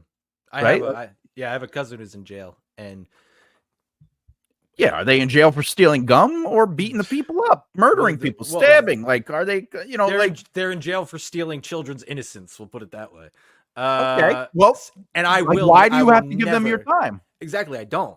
What I was going to say is that when his mom posts his birthday every year, and family members who, when it happened, were appalled by this atrocity, have forgiven him for it, and I go, and then couple that with the fact that guy gets more attention from his mother than I get from mine. Yeah, but that makes sense. He didn't accomplish anything. He's got something going for him. I guess. Yeah, he's got free room and board. Bro, this is literally like that whole situation is something in life that I feel like is, if there is a God or a higher being that maps shit out for you, my ultimate test. Because I have, for the most part, tried in my life to be a good person. Maybe not a nice person all the time, but a good person. And I tried it all. My whole life, even when I was at my most toxic, I still had that heart to me. Like, what's the moral of my drive? Yeah, exactly. Like, I know that I'm not this person. I know that, and what's crazy about it is a lot of what I experienced in my family life as a kid is what, like, the whole your mom is your mom, so you have to respect your mom, is only because my cousin said to me, my mom is my mom. You know, like, I don't care how crazy she is. That's my mom. That will always be your mom. You don't have to agree. You don't have to fucking talk all the time. But it's your mom, and you gotta love her. It's conditioning. Mom, sure. But then I grew up, and all those people that were trying to condition me did the opposite. Well, yeah, because they realized we touted we have to be fucking family, and now none of us talk to one another. But I believe family should be together, but that doesn't mean your family's blood. Yeah, no, I got what you're saying. Yeah, you know? I mean, and when I should die for your family, but like the cousin that went to jail is a cousin. Family. Yeah, but most of the time when you hear me say cousin, it's somebody who's not blood related to me. But that's what I mean. You know, it's no, I get what you're saying. Entirely. Yeah, if they're family, they're family. But that's what makes it hurt when somebody you thought was family. Yeah, you know, stabs you in the back or does something against what you felt the boundaries were. Yeah. But what I was saying was like he did what he did, heinous crime, right? We actually both, when we were kids, by the same person, had what happened to us happen to us. He went on to repeat the cycle. I didn't. Yeah, you were like, fuck this. I was like, this is weird. Why would I want to? Yeah, why is he looking at my penis? Yeah, that's like so strange. So he repeated the cycle. He went to jail for it. Yeah. While in jail, a police officer, somebody beat the shit out of him. Excellent. He got a settlement from the county. While he's in jail, while he's so ashamed to molestation, and then he it gets that's crazy. why if I was ever Magneto, it's over. He was yeah, really. I'm gonna explode everybody at that point. Magneto's powers. I don't care if you're good, man. If it erases all the bad, but some good gets caught from, I guess, man, because it's getting crazy. Take off your cancer shirt. Just split them in two. I don't care if that was the biggest donator to St. Jude's Children's Hospital. You're getting fucking split. Yeah. So he becomes a lifetime jailer because he's too ashamed to come out of jail. Yeah, of course. Why not? You know what I'm saying? How did he not get killed though as a molester? Oh, he sided with the gays. As soon as you join the gays, you become a woman, basically, in the eyes of prison. So women can touch little boys. They're women. You can't get raped. I mean, that is true. There's a lot of teachers who are women. Yeah, exactly. To touch boys. So becomes a lifetime jailer while he's in jail because he was like an adoptive cousin. He married into the family with as soon as he got arrested for molestation, they found that adoption paper. Yeah. By the way, oddly enough, he's my cousin's wife was his mom. Yeah, I got you. He was his stepson, so he wasn't actually my blood, but all my other anyways. While he's in jail, an uncle on his mom's side dies and leaves him $2 million. The guy in prison? And 7 acres in Ohio somewhere. Where? Let me go see. I don't know, because the guy refuses to come out of jail. He does stuff to stay in jail. $2 million? He has $2 million. He paid for my cousin's funeral and his wife's funeral. But other than that, this man who ruined someone's life is in a better spot than I am, trying to live good. So if there is a higher being, they need to show me soon. Maybe they are. That not repeating the cycle wasn't the way to go.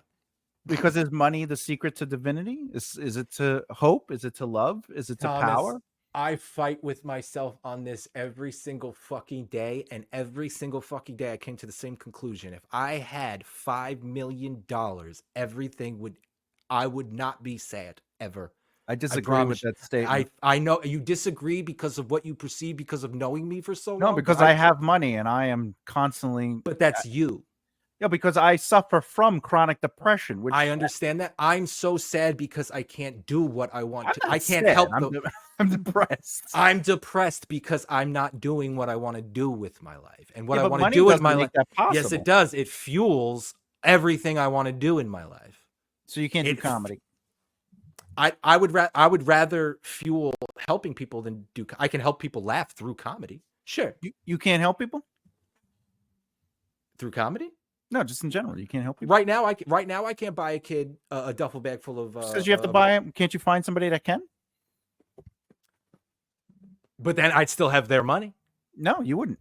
They would have their money, and they would give me the fuel. They would fuel up. No, they wouldn't give you the money. They would buy the backpack, which fuels my mission.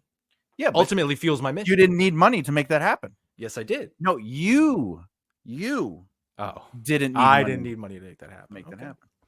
All right. Are you involved in a church, a temple, a synagogue?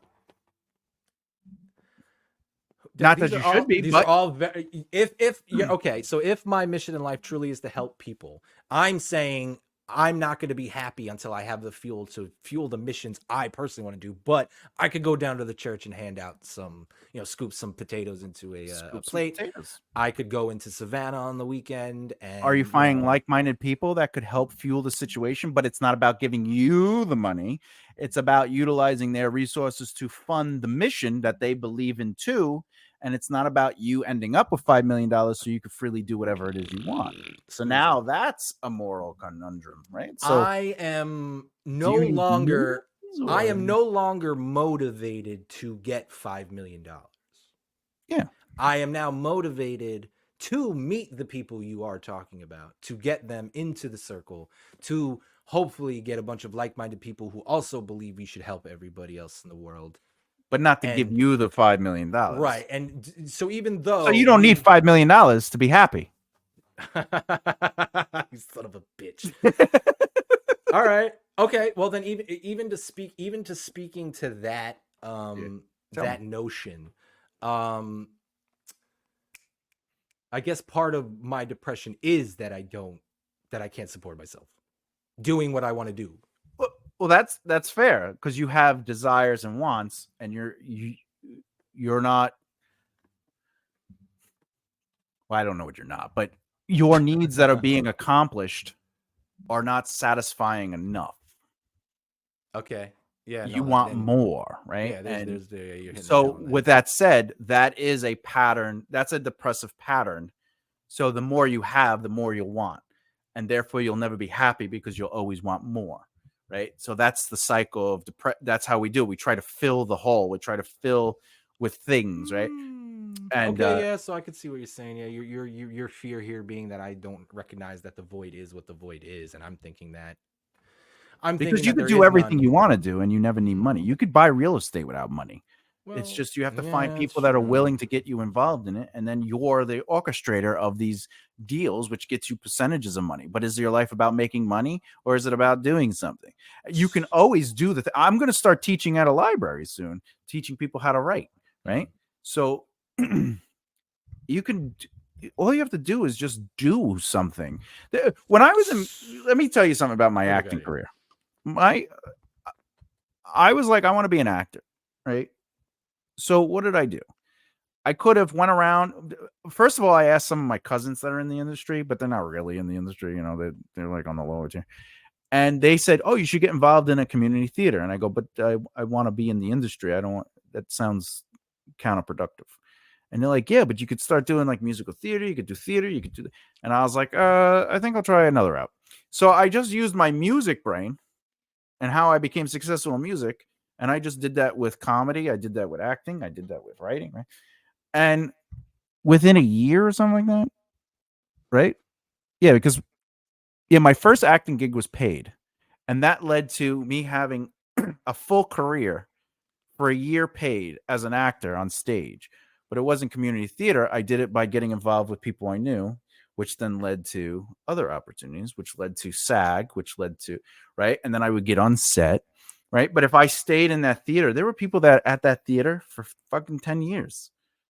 And I'm like, they're waiting for their big break because they're such great actors. And I'm going to have a big break. And I'm like, what do you know? You use this to, but it turned out I knew the people who owned the theater. I was friends with their sons from the music industry. And that's why they wanted me around. I didn't have to audition for anything. They just said, you want to do this next month?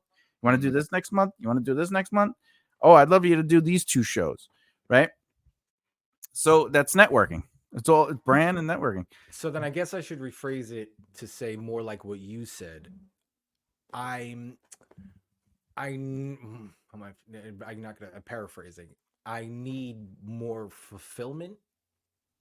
Yeah, but you can find that without money. Right, but what I meant to say in the sense of is that at the end of the day, the biggest bout of my depression is that I can't pay my bills. Agree. Depression is why I said what I said, that you will not be happy with $5 million. But depression is a son of a. No, because you'll want. If I have a roof over my head, that I won't. You have a roof over your head. Yeah, but it's conditional. It is conditional, just like having $5 million is conditional. Not really, because if I get that $5 million and you buy a house and then you lose your $5 million for whatever reason, how do you afford your life? What do you mean? Hold on. Wait, hold on. Okay, hold on though. Okay. The $5 million is an arbitrary number. It's the number of to put a roof, never have to worry about putting a roof over my head, never have to worry about where my next meal is coming from, never have to worry about how the property taxes are going to get paid. If that's completely off the table, whatever that number is, my depression's gone. Okay. It's gone. If you believe that, I'll accept it. It's not true, but okay. So if you believe it, that's fine. So then what I'm going to say to you next is, I get say this happens, I get the arbitrary number that takes that all off the, and what's going to depress me? Well, you said conditional. You said your situation right now is conditional. So your $5 million lifestyle is conditional. That I I stick to the plan for that $5 million. But there are too many variables to say that you're going to have that life. What are the variables in the plot of land Nicolas cost Cage. this much? Hold on, let me ask my question. What is the variable? Okay, but just let me ask the question. I understand the stove is hot. Let me touch it and burn myself. What conditions change about the plot of land costs this much money? Property taxes will cost this much to the end of my life. Food will cost this much to the end of my life. What are the variables in that? Okay, Nicolas Cage, Wesley Snipes. Taxes? Tax evasion? Who's handling your taxes? Okay, yeah, well, coulda, woulda, shoulda. Who's handling your taxes? An accountant. That's also in the $5 million. Dane Cook. Who's handling his finances? We could play what ifs all day. It's not a what if. It's based on conditioning. You're saying on the condition that you have the $5 million, you would be happy. But I have more control over that condition. I have more control over that. No, you don't have control over that. I don't have condition. It's fake. The money is fake. If it was real, Dane Cook would have never lost his millions of dollars and went broke because his brother took the money. But what about why can't we entertain the reality where I don't fucking do nothing stupid and I stick to the plan? Why can't we entertain that reality? You're supposed to find happiness first, and then everything else is a gift. If your happiness is conditional on a thing, you'll never reach it because you'll always be wanting more. So you're telling me I need to find out, and you're right. That's why I'm telling you to suck my fucking dick, dude. Is because you're telling me I need to find happiness with living in a fucking gutter and then take everything else as the bonus. That's why Tyler Perry is a billionaire today. He was happy living in his car, doing his play for 10 years and building up a reputation and a community that led him to options and opportunities. He was happy in his situation because he knew. What is Tyler Perry doing now to continue? No, what I'm asking is Tyler Perry can afford. There's room to afford for Tyler Perry the same things I might run into if I get $5 million. But it's not the money that makes him happy. It's the things he gets to do to help his community. But what do I do if the things that make me happy require money? What I'm saying is if he lost all that money, he would still be happy in a sense that he could still do what he's doing. Why? Because he has all those relationships and all those people he's helped and all that. You know what I'm saying? Like if he lost his money, people would be like, oh, you want to do a movie? Yeah, I still believe in you just because you lost your money for whatever reason. Right. But he opened up a studio. Are you commenting to the fact that I think that as soon as I hit $5 million, I can just stop and rely on my depression to be cured? Or are you saying that even though I hit that number, I have to keep going to sustain that happiness? That $5 million is conditional on your happiness, which means that you'll always need to be making money, which means you'll never be happy on $5 million. Okay, yeah, now I'm definitively picking up what you're putting down. If my happiness is rooted in money, I'm looking at the money aspect of it and not looking at the fact that of the roof over my head aspect of it. Yeah, because you're like, if I have $5 million, I don't have to worry about a roof on my head. You got a roof. Yeah, but it's conditional. Well, so is the $5 million. But do remember everything about the condition going on here, I have no say in. That's your choice. Absolutely. But I also, because you said you were homeless once and you were happy. Right. But I also, by choice, I wasn't happy. I did it by choice because I knew the light at the end of the tunnel was better. The light at the end of the tunnel was what drove you, which you were happy knowing that this wasn't where it was stopping. All I'm asking you is to admit that I have a little more control over the conditions of having the $5 million than I have over the condition I'm in right now, aside from the fact that I can just straight up leave it. The reason I don't believe you have better control with $5 million than your situation now is because they're just different situations with the same control. Okay. You have to make specific choices to maintain that lifestyle, just like you are making very specific choices to maintain the lifestyle you have right now. Sure. Okay. Right. I got you. So they're both conditional on choices. You just have to make the choices that you want. You're not making the choices to XYZ. Okay. All right. I got you. Like, I don't have to live where I live right now. I choose to live where I live right now. Sure. I mean, I'm still on the train. I'm still in the train of thought that as long as my bank account's good, I'm good.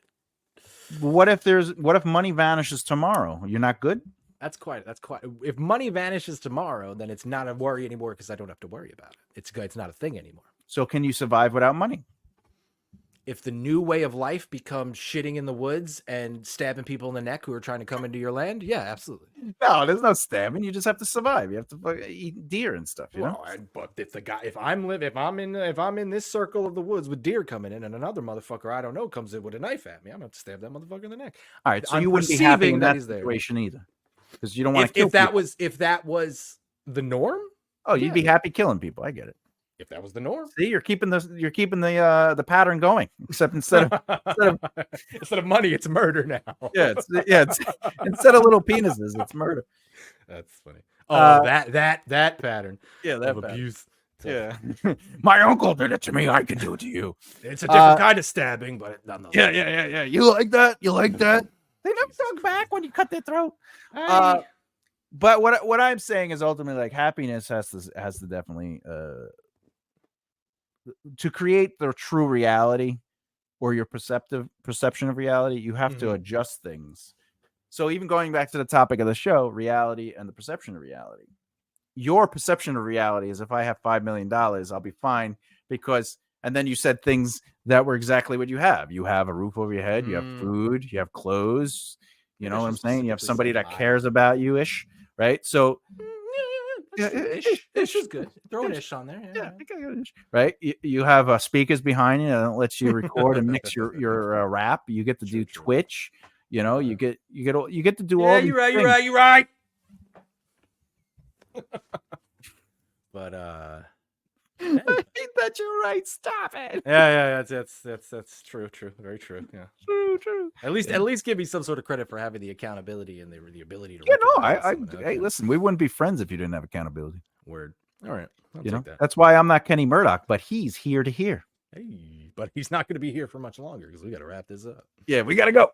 Anyway, do you have anything else you want to add to reality versus perception of reality? Do you think they are dangerous to each other? Do you think people should try to allow their perception of reality to find the answers in reality with follow-up questions? I don't know. Even after the conversation, regardless of how much it deviated, I still think that we can never truly get to reality because it's going to be some level of perception in the way of getting there.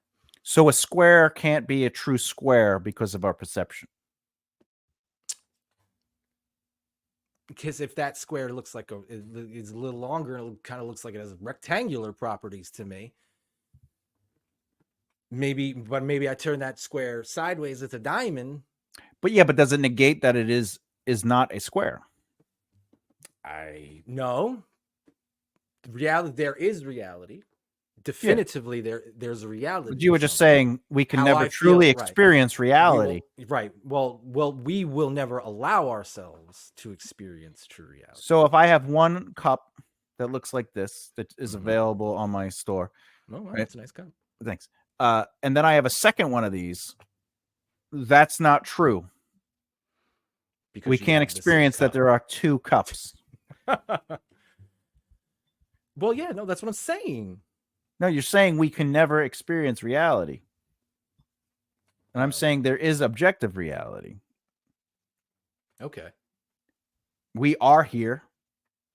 I am breathing. I am not breathing. I am seeing. I am not seeing. Those are true. We are here, but maybe we're only here because the earth is experiencing it. It birthed us to experience itself. Yeah, maybe we're lice on an earth, and it needs it to evolve to get to the point where it can become immune to plastics. Eventually, it's going to terraform into the Megazord and go off into far. Do you know what terraforming means?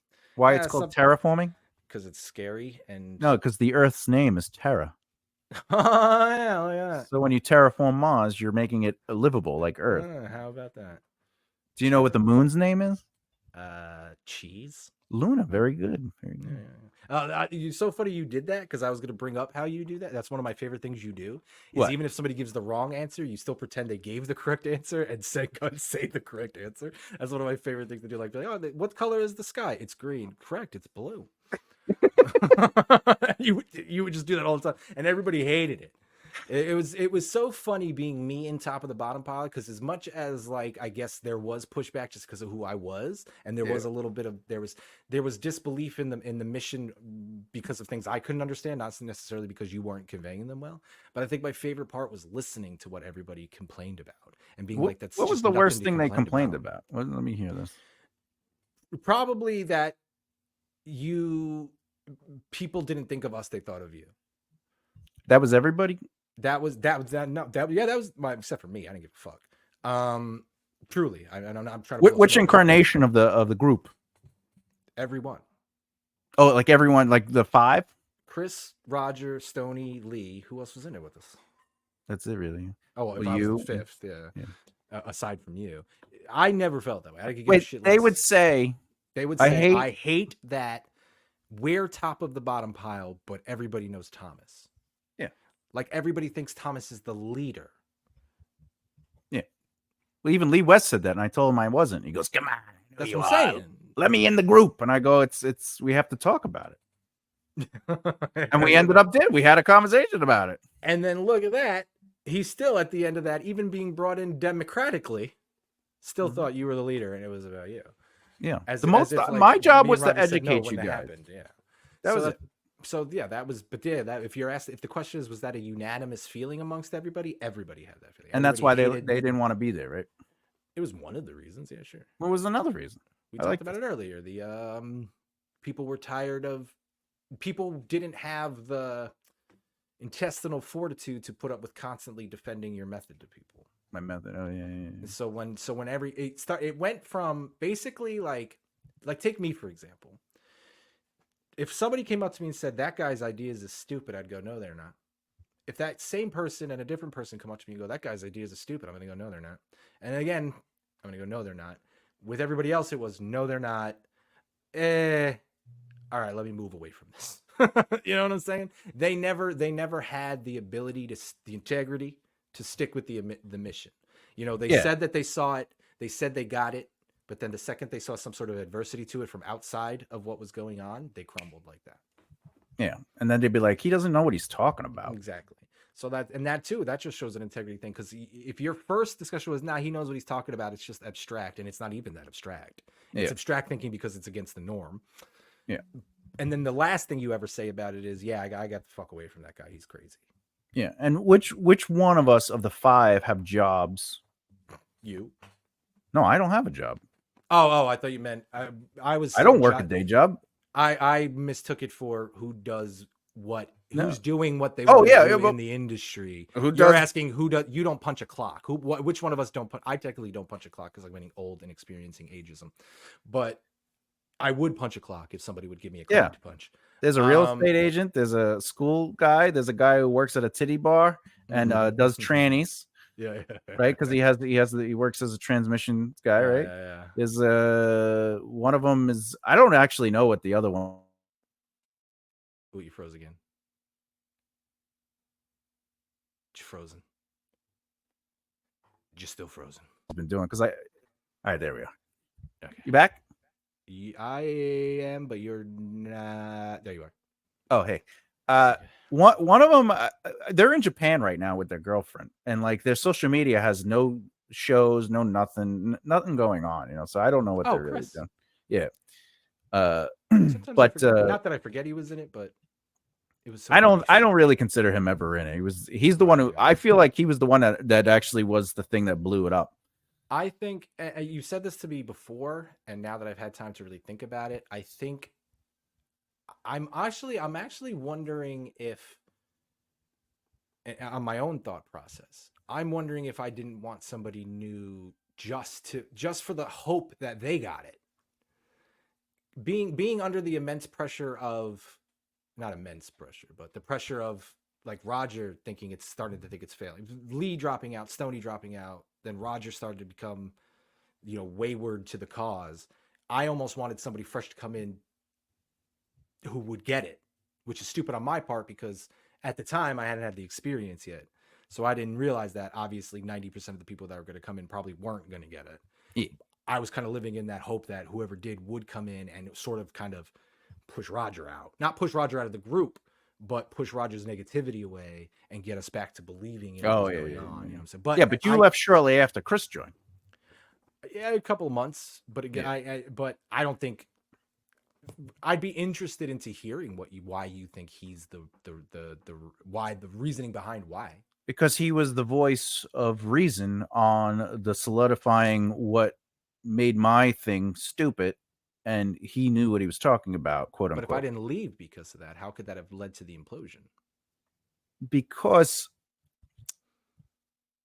the process of Top changed. Right? The whole process of Top changed because he joined. It made it uncomfortable to rehearse ourselves whenever we were by ourselves. He didn't want to do that. Right? And when he did, it was like on the internet, and he didn't really want to come to physical meetings. Right. He didn't want to do the things we were doing as far as like how we were doing social media. More importantly, keep in mind, I got Roger and Chris and a bunch of other people on that project into SAG. Right? But none of them took the project seriously. No one cared. Chris came to the filming with his phone and just read off his phone. Right? So I had to cut him up. I had to cut up the shots so I could have him doing the thing. Schwan didn't really care. He looked like he did, but whatever. He wanted me not to ever show that movie. And then whatever. I don't give a shit. But you know what I'm saying? Like, it was just okay. No, I guess I could see from your perspective. Like, I guess I only asked because I'm coming from a level where I know, his involvement. To me, his involvement didn't end Top. You know what I mean? Well, it didn't. It maybe didn't end your involvement, but it did destroy the process of Top. Yeah, and especially if you have somebody in there who's not even on board with what you're asking. Oh yeah, he was just doing it. He didn't care. And then somebody leaves, and now he has more tasks that he's not going to do. Yeah, I guess I could see how that would be frustrating. Yeah, no, it was. I think that was poor timing on my part to be like, we should bring in someone else. But I was trying to reinvigorate the group because everyone didn't care. It's not, well, yeah, I didn't care. I was going to say it's not that I didn't care. I just couldn't. I mentally could not care about anything. It was very hard on me too. Anything good for myself. Bro, it was destroying me because I wanted to see us succeed, and then it just brought back more trauma memories of like I put in time to people and I'm the asshole, and or whatever the case may be. So it just sucks to know that they thought those things because I felt they thought those things. Thomas, today's the day. What? We started Top. 10/23? 10/23, 2014. No. I promise you. I swear to God. How do we have proof on that? We don't. But I remember Carrie made me an ornament with the date on it to commemorate that we were starting this. So, okay, now I will leave. It's definitely October. Because that was the last. It was definitely October 2014 because that was the last time me and Carrie were good. Like, solid. Like, I didn't know she had a boyfriend. So it was definitely October 2014. It was either October 13th, which would have been Carrie's birthday. So we would have been hanging out October 13th for her to give it to me. Yeah. Or it was October 23rd. Interesting. I promise you. Or we're at least somewhere in the relative ballpark of when this whole thing started. And I'll accept it. It only dinged in my head because I was about to say we'd be done. 10 years. Oh, yeah, we would be where we were supposed to be. We'd be saying yes to everything that we want to, and we'd be saying no to the things we didn't want to do. Yeah, we'd be there. Our goal was 10 years. Our goal That's fucking nuts, bro. Even if we're in the ballpark, I'm still taking it as serendipity, like crazy to me right now, blowing my mind that we're doing this and we're talking about all this when we would have been done. We're talking about the failure of something that would have succeeded, and we're talking about it during the time it would have. We would have been successful. Yeah. Fucking crazy. Instead, we, whatever. Well, instead, you're all right, but you're gonna die. And yeah, I'm definitely gonna die. But like, I could have got you guys on SNL. I know. Because I was on SNL, like I could have done all these things for you guys, and but what do I know? All I had to do, man, was just believe in myself. It's literally all I had to do. All I had to do was say, it doesn't matter that nobody believes in you. It don't matter that they don't see it. Just do it, because this is what you're here to do. This is what you do. It's like my nephew messaged me years ago, and he goes, I want to start doing stand-up. I said, okay, cool. He's a funny dude. I was like, yeah, absolutely. I could see that. He's like, I want to get a degree first, so I have a fallback. He's like, and he doesn't want to do it as a career. He just wants to do it as a hobby. Oh, well, that's he said, well, what should I do to get better at writing? He's like, should I take a writing class? And I said, you could. He's like, you wouldn't suggest it? I was like, I wouldn't suggest it to you. And he was like, oh, I was like, because you're funny. Like, you're funny. I don't need a writing. You could learn how to write your jokes better if you don't feel you're a terrible joke writer, sure. But if you're asking me how to get funnier, I don't think I can't direct you to a class to do that. You know what I mean? Yeah, I never took a writing class, or I never took a comedy class per se, because I just know what was funny. What do you mean a comedy class? I'm not paying. No, you have to take a comedy class to be in comedy. You have to take a comedy class, so then the club knows that you like them, and then then what you do is you bark outside in negative 30-degree weather, and you get 5 people to come in, and then you get to do their open mics, and then when you do 500 of their open mics, you get to do one show. Yeah, and then you can have to bring 5 people. Yeah, you got to bring people for the competitions. You don't get paid. Industry showcases. Yeah, that'd be great. That's just how you do it. No, it's not. Oh, this guy's fucking crazy. He sounds weird. He's so stupid. What do you? No, you have to do those things. That sounds weird. But I didn't do them. Well, you're not doing anything with it. I remember I played Caroline's one before Evan did or something, and then he went around telling everybody I was lying about that. Yeah, that's an Evan motive. And I was just like, but I did it. My cousin knew someone at Caroline's, which is networking. And he says, why don't you go there? And I said, okay. And I went and I did a performance. It was a, they were doing a, it was, whatchamacallit, it was a cattle call for talent. They wanted to try people out.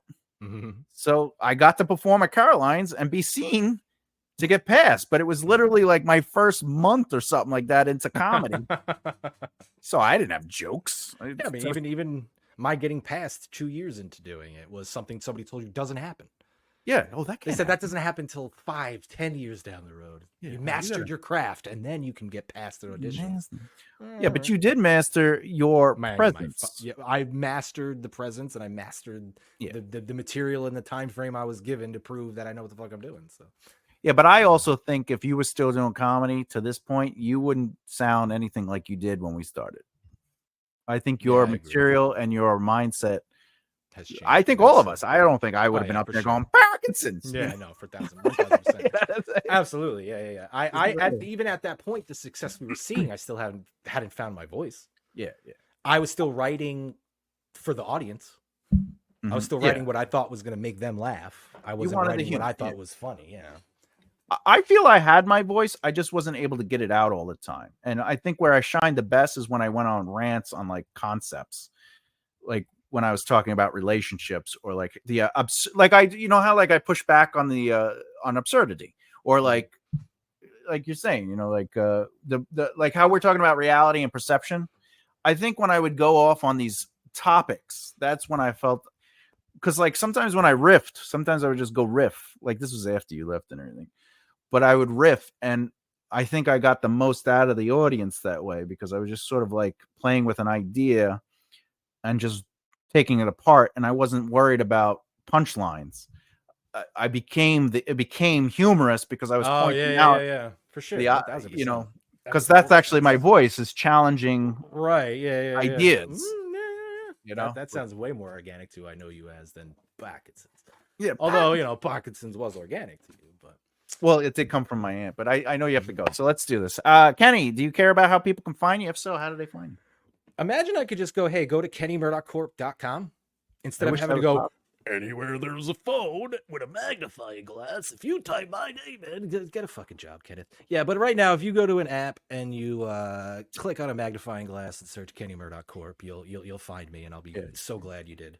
Yeah, his information will be in the description below. It'll say if you can find a magnifying glass.